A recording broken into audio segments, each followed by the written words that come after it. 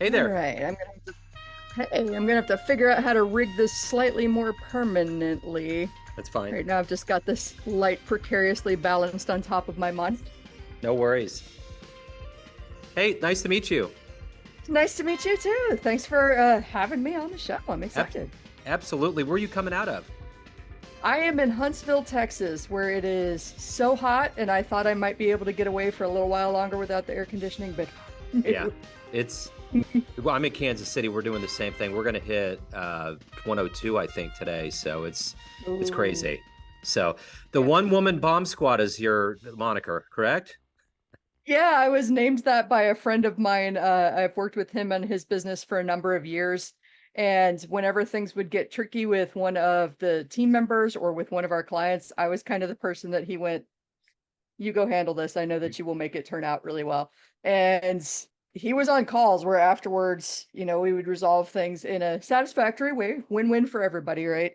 And he'd be like, I don't know what kind of magic you got. I don't know how you keep doing this, but it's crazy. So he dubbed me that. I love it.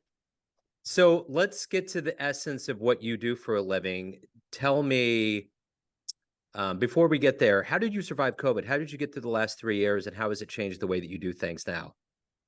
Oh, COVID threw a monkey in the wrench in the biggest possible way. So when it first started shutting down, I was living in South Houston with my then partner. He was on a defense contract and I was working in-house with a big internet marketer. So we both had safe jobs and we were fine.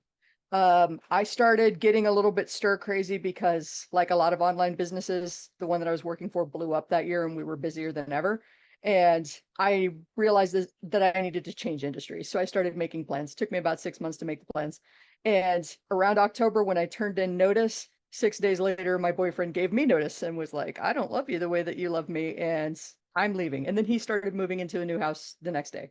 So from there, I was like, do I go back to the job and like reevaluate all these plans?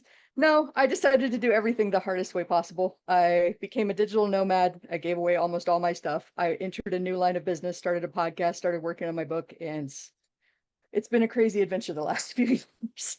So if we were to get to the essence of what you do for a living, if you were in front of a bunch of third graders and one of the kids asked you, "What do you do for a living?" How would you answer them?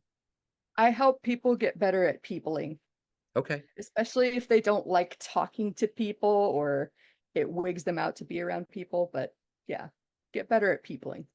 What did you want to be in the third grade?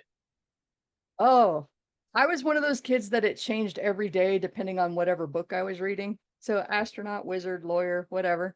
I've never really had a clear vision of what I wanted to be, and that always felt wrong until the last few years.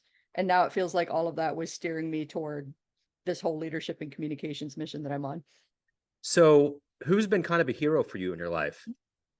Hmm, that's like that's a really good question. There's a lot of different people in a lot of different ways, if that makes sense. My mom is my hero in entrepreneurship because she just kept trying things and never giving up, even when things didn't work. My dad is my hero for kind of keeping an even keel and giving me that foundation for like how to be better at talking to people.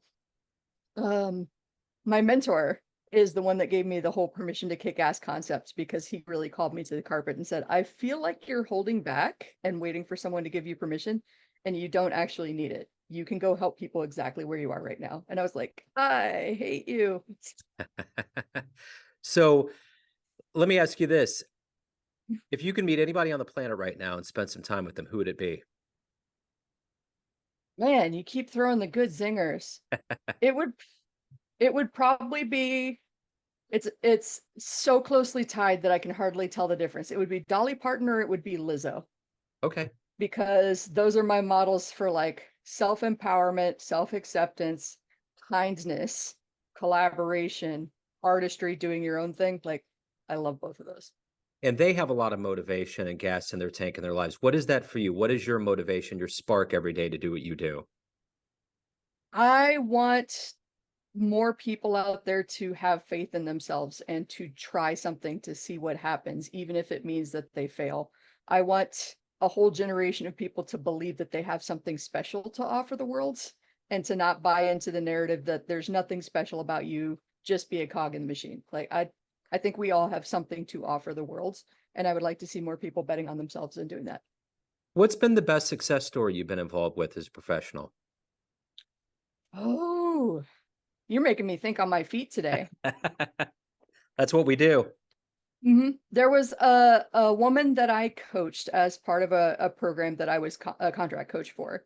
And she was a busy executive that was working basically the jobs of 4 different people in her title. And she wanted to quit and start a freelance business, but she was terrified that she didn't have what it takes to make it. And I was like, you'll be basically taking your jobs down to like 2 from the 4 that you've got. So I think you can make it. And a long story short, she wound up quitting and landing a $15,000 contract after that. And then she hasn't looked back since and has created a thriving freelance business for herself. I mean, that's glossing over a lot of the hard work and the mindset stuff that we did, but that was really cool. What are you the proudest of that you've done in your life? Oh, right now it's writing this damn book that I've been working on for 5 years. We're finally in the final stages. I've got like the mock-up happening. I've got my beta readers and my blurb writers in action. So it's the finish line is in sight, and I'm excited to get this book out into the world. So let's say you have a dream tonight. You run into a 20-year-old version of yourself, and you could give that young version of you a piece of advice based on the wisdom you've gained in your life. What would you tell that Mhm. young version?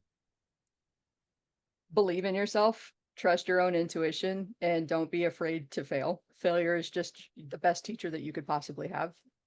Um, yeah, I think I spent too much of my life afraid of being humiliated or afraid of being wrong, and just realizing if I had been wrong sooner and willing to be wrong sooner, I would be so much further. But everything happens in its timing too. So, Yeah.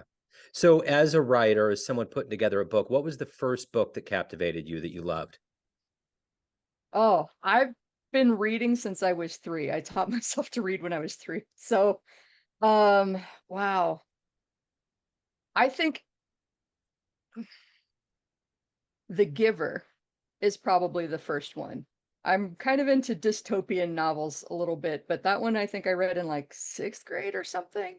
And just the idea that you could create this perfect society if you take away all the highs and lows and then just give it to one person to keep for society so everybody else could stay on an even keel. It was pretty powerful. So if you could witness any event in human history that took place firsthand, what would you love to have seen firsthand?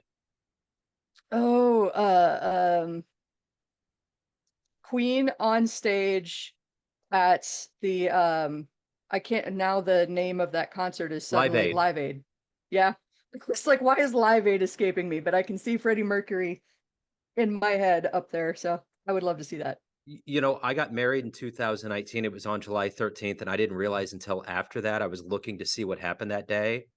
That Mhm. happened. That was July 13th. How about that? Yes.